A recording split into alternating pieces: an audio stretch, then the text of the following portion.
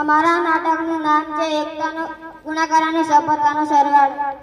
નમસ્તે વિદ્યાર્થી મિત્રો, આજે 15મી ઓગસ્ટના દિવસે આપણે ગણિતના દેશમાં જઈએ. હું સૌથી મોટો છું. હું તો સંખ્યાઓને નાનામાંથી સીધી મોટી બનાવી દઉં છું. અરે ના, હું તો બધું જ ઘટાડી દઉં છું. મારી પાસે જે આવે તે નાનું થઈ જાય છે. મારી તાકાત વધારે છે. શાંત થાઓ, હું તો બધાની સરખી વહેંચણી કરું છું. મારા વગર ન્યાય શક્ય જ નથી. પણ મિત્રો, આપણે બધા અલગ અલગ રહીશું તો કોઈ કામ સફળતાથી બનશે નહીં.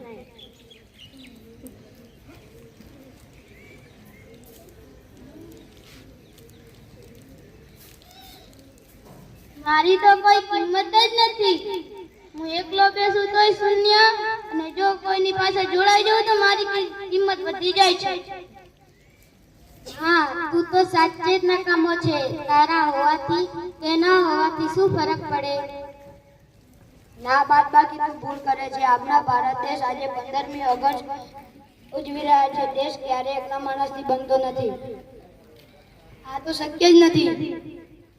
જેમ એક એક માણસ ઉમેરાય ત્યારે સરવાળો થાય છે અને દેશ મજબૂત બને છે. જો આપણે નફરત અને ભેદભાવ બાદ કરીએ તો દેશ આગળ વધે છે.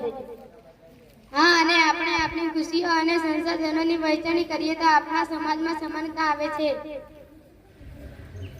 હા, અને જ્યારે આ બધું ભેગું મળે છે ત્યારે દેશની પ્રગતિનો ગુણાકાર થાય છે.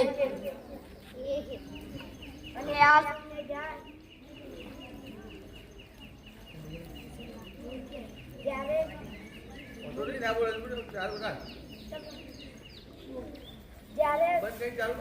જ્યારે શૂન્યના પાછળ એક ઉભો રહે છે ત્યારે 10 બની જાય છે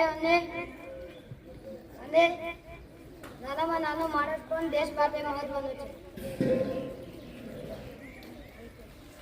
આપણને ગણિતમાંથી એ શીખવા મળે છે કે દુઃખ નો કરો તો બાદબાકી, પ્રેમ નો કરો તો સરવાળો, ખુશીઓ નો કરો તો ભાગાકાર, ને દેશની તાકાત નો કરો તો ગુણાકાર.